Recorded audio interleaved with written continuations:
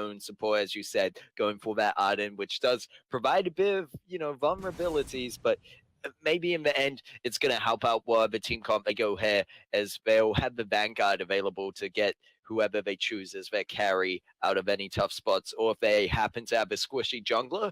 But in the current meta we're seeing, I believe it's going to be a jungler that's either able to tank or sustain. They do go for that Samuel, and if they put that Samuel in the jungle, which is most likely, it's going to be a good sustained jungler that they've picked up there. Well, yeah, I do agree with you. Samuel's a good pickup just to hinder the side of Infamous from picking up the Samuel, but we do see from Infamous they picked up the meta laner right now, and that would be Idris. Idris is really strong against any laner out there. Granted, you have a bit of problem going up against a Gwen in the early game, but otherwise, you generally would have no problems as well. So Idris is a really good pickup. I really like the pickup on Idris, but then just to close the comp out, I hope to see a Sky, just to be there. If not, then Crystal's Kestrel, which can just outpoke a Samuel, which we do see a Crystal Kestrel. Or maybe a Weapon Kestrel and then a Crystal Idris. But yeah, looking like it's more going to be that weapon power Idris, I believe. You can't count it out, but just I feel like it might be more leaning towards that in this current setup. And they go the Grumpjaw pick, which now we're going to know that Samuel is more likely to be in that lane, and it's going to be Grumpjaw in that jungle. And this is not a dive comp for once. At least on the side of Infamous, they might be sticking to something that could still be considered dive with the Catherine and the Idris, but it's not your kind of real meta dive. And then on the side of Eanix, they have something that, you have that Grumpjaw who can go in, but I think it's really going to rely on Samuel being on the back line for that damage, and they picking out those key targets. In this situation, I am looking at the side of Eanix's team comp, and I think they've drafted that one pretty well. What do you think? I personally like the team comp coming out from the side of Infamous. Only reason is because I've seen them on this Kestrel, whether CP, whether weapon. They know how to utilize this Kestrel to its best extent. And of course, the more reliable roamer right now, of course, it's Arden. But then you cannot discount the fact that Catherine has got so much in her kit. And of course, Idris in the late game can counter Samuel. Whether or not Idris goes weapon or crystal is a reliable counter into Samuel, because Idris can just stick to Samuel so well. And of course, you have the Grumpjaw coming up from the side of Eanix that you cannot look past and look over. Problem is that you have the Kestrel out there that can output range damage onto your Grumpjaw, and that way you will start losing your living armor, and that would be a problem for Grumpjaw, because Grumpjaw generally, we are going to see a lane Grumpjaw after all. Buying that book of eulogies and of course in some armor, and we are going to see Angry die on the Crystal Samuel in the jungle. I mean, it's possible. It would be the first rotation, but you're right. It is possible that this weapon power Grumpjaw could harass Queasy like that, especially with the help of Vanguard coming out from the Arden on the side of Eanix, and they're doing a good job so far. So I mean, why not if it works? But I'd be a bit worried about when that Idris starts getting to late game and able to do a lot of damage. But then again, Idris is always going to have to be looking for in the team fights, perhaps the Samuel to dive onto. You're not really going to be able to burn through a character like that Grumpjaw. Well, yeah, and that is really just down to Kestrel's job, because living armor is a thing, right? So Grumpjaw gets generally his defense from there. Because in the early game, Grumpjaw would not want to build out a lot of defense, because you have your items to prioritize. Your items are not exactly the cheapest in the fold as well. I mean, Tension Bow is really cheap, don't get me wrong, but then Double Tyrant's Monaco, it is a thing. It is really expensive. We do see Samuel coming up to lane at level 2.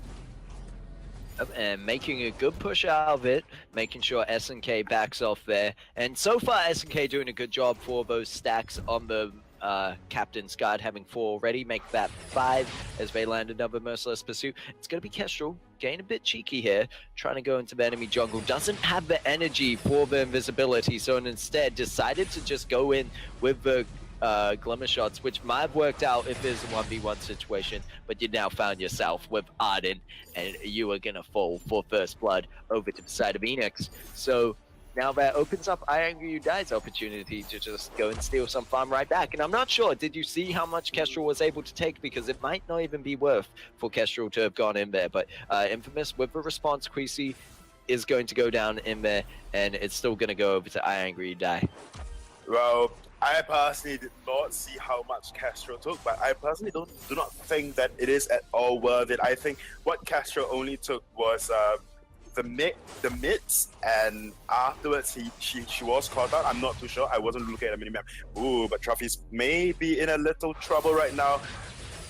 I mean, we do see Glimmer Shots at this point in time, just putting out a lot of damage and then shredding through that living armor as well.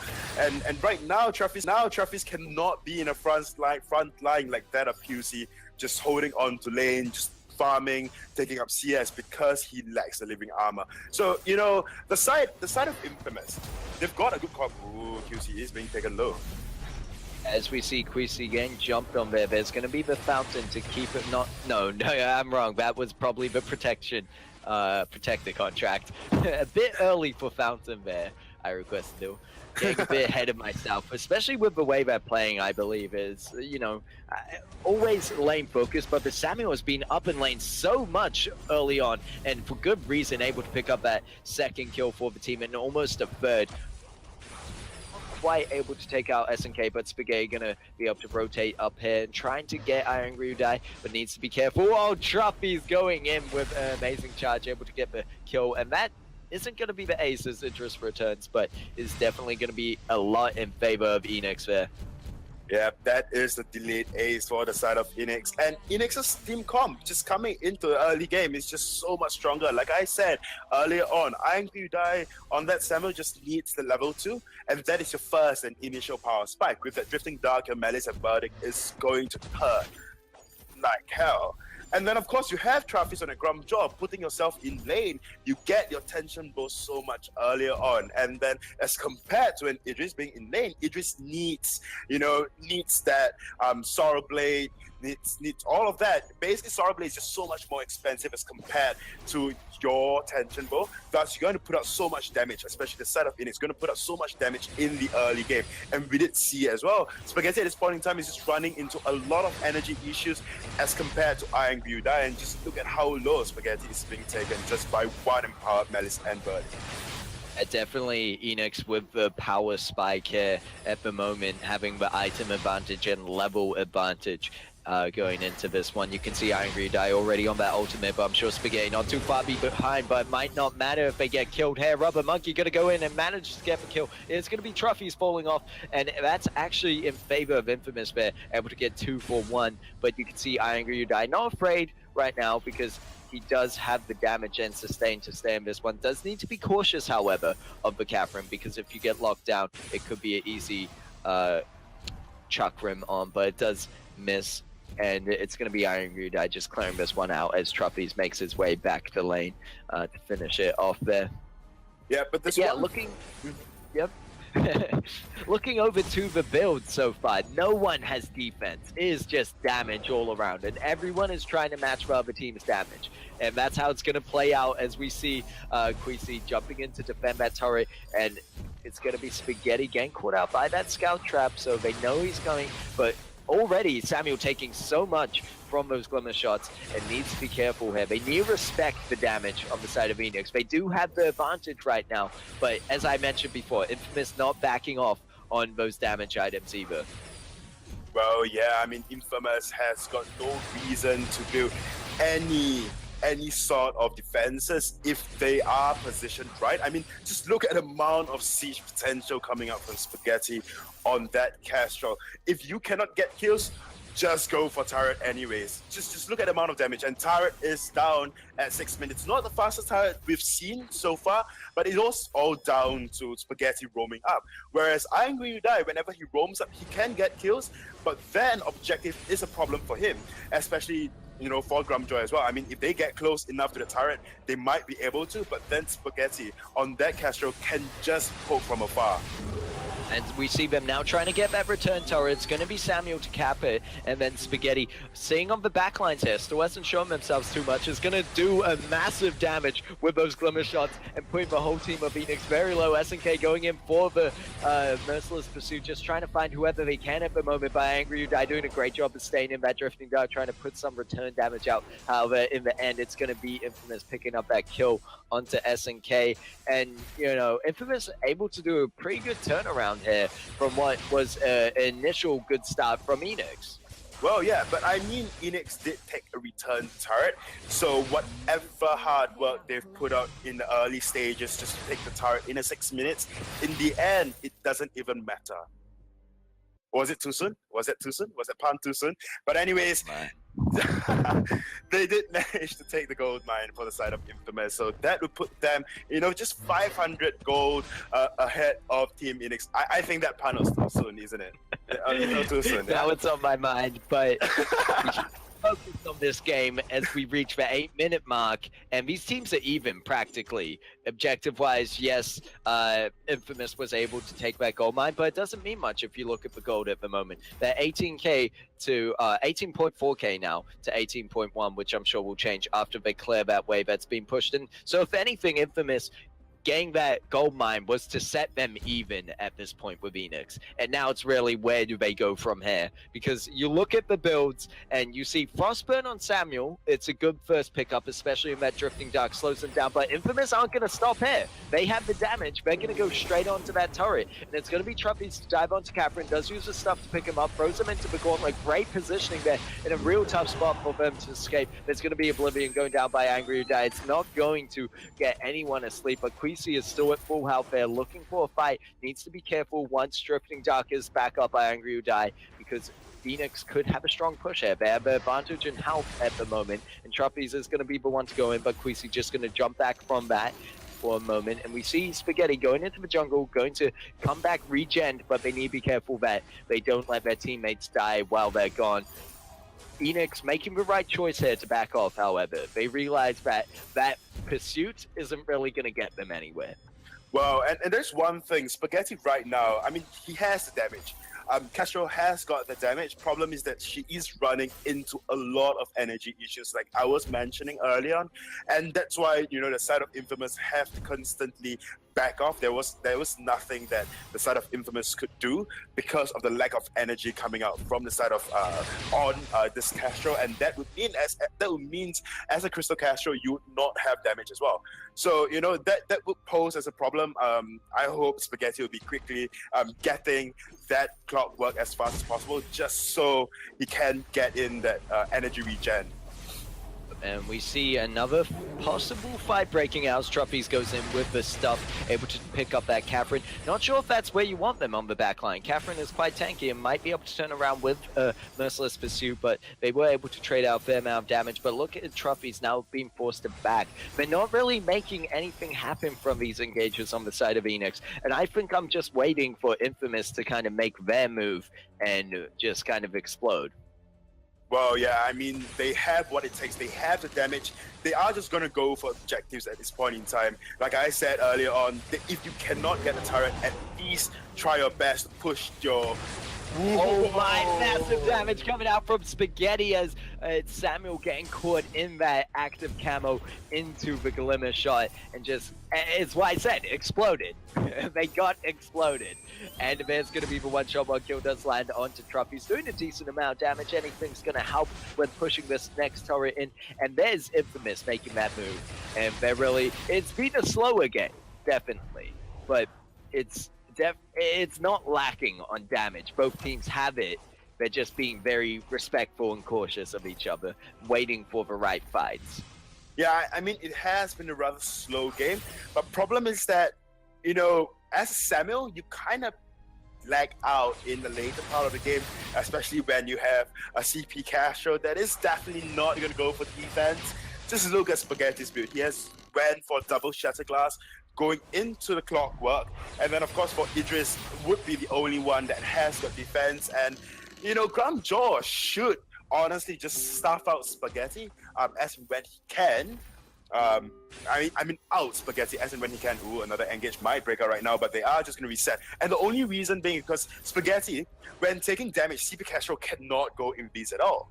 So that is one thing that's going for you, right? If you're going to stuff him out, and then if you take out QC first and then SNK, and when Spaghetti gets vomited out again, you can easily take him out anyways. So that is a target, of course. But then granted, when you stuff Spaghetti, SNK can just stun you out of it, and that would be a problem as well, because then you really have got no answer anyways. So it is really just double-edged sword. It's quite a dilemma for the side. Oh my, just look at this Kestrel, the positioning there, waiting for a moment to just get them caught out, but doesn't even need the active camo as they're going to go in on the back of Queasy with the damage on those Glimmer shots. And Queasy will fall, but they're able to pick up 2 kills. They might even find Arden if they can get to him. 1 shot, 1 kill, not quite up. And I think Arden will make it back to base before he even gets up. Even if it were to land, he's surely tanky enough to get out from that one. But you can see Infamous starting to crawl back, and they're making, I guess it wasn't really ever too much in favor of Eanix. There was that initial start, but now Eanix kind of a bit stuck on how to engage onto this enemy team. Mm-hmm. As you mentioned before, they really want to go for Spaghetti, but it's such a hard target when they're invisible all the time. So they're really going to have to rely on vision in this case, I believe. If Rubber Monkey can get the vision down, he's buying the flares, but you need the scout traps as well, which you can see him picking up now, and he's going to go place those around. Kestrel might get caught out by this one, and they might be able to turn it around. However, Idris is there on the return, and they're able to back off from that. Well, yeah, I mean, strategic flares, yeah, would make so much more sense as compared to Skull Trap, because Skull Trap, if you buy like 5 of it, that's 250 gold down the drain. Oh, Spaghetti might be caught out right now. They get the active camo off with the Glimmer shot. They're going to go invisible instantly once again. Great plan as Idris going to jump onto the Samuel. He might not have the damage, and it's actually going to be Samuel able to turn her around, and Truffy's is still full health. No, I take that back. Fairly low health, but still alive, still kicking, but needs to be careful of jumping into this active camo. I Angry dies so low, just running away, doing the best they can. They get stunned up, and it's going to be Kestrel over the wall with a Glimmer. No, denied. Roamers with the kills for days. Let's actually check. It's actually 4 of the kills. 4 of the kills on Rubber Monkey for the side of Eanix when I make that point. So, yeah. So, yeah, indeed. I mean, roamers need kills. If you think about it, how else are we going to buy our fountains and crucibles? Yeah? If a cheap change in my pocket, you filthy roamer. Anyways, back in this... It's like the master race and console peasants. In this case, you know, roamers can be the peasants, but no, I love roamers. A good roamer is always amazing to have. And yeah, in this case, I think, you know, SNK has done their job. They have 34 stacks on that guard. So that's going to apply a lot more armor. Do you remember the number on that one? Yeah, I mean 34 would be equal to say 68 stacks. Okay, so it's just 10. No, 2 times. Yeah. 2 armor per stack. That's the change they made. Yeah. Into this patch, I believe. Yeah, I think it was in 2.5 that they made the change. It's 2 armor and shield per stack. So there you go. So Catherine is just so much tankier in the late game. Especially, you know, there used to be the saying where you must get at least 1 stack every minute or 2 stacks every minute. But then if you do get 2 stacks every minute, which Catherine is doing a perfect job at doing, Oh. It's going to be the Gauntlet going down, and it's going to be Grumjaw diving in there, but taking so much damage in return. I Angry You Die, where you going? You're running away from your base, but Rubber Monkey's going to use the Gauntlet to try get you out there. Just a second, but Queasy going to be able to find you, and there's the one shot, one kill as well, landing onto you. You're not getting out there, and it's going to be Kestrel pushing into the base with that Kraken. Even if they follow up, because Queasy going to have that, is going to have the dash to jump onto him, just like that. There's going to be the ace, and that's probably going to be the game coming out from Infamous with a great Kraken push, and just being able to split up the team comp like that. Grubjaw diving in, trying to do what he could before, and you see it happening again, just isn't able to get the damage down because he gets stunned up, and there's so much return damage coming out from the side of Infamous. There's barely any defense, and you're right, that Kestrel, none at all. But Queasy, you know, a bit of defense there on the Aegis and the mail jacket coming out there. They want to be curved plates, not quite into the mail jacket yet, but they want to be able to dive into those fights as a weapon power Idris and stay alive, and just be able to do the proc damage that they were able to get down. And in the end, that fight goes over to Infamous. That game goes over to Infamous, and overall the match 2-0. And anything you'd like to add to that in terms of the builds? I mean, in terms of build-wise, trophies, I personally think, after you're done with the tension bow into your double tyrant's monocle, at least build some defense.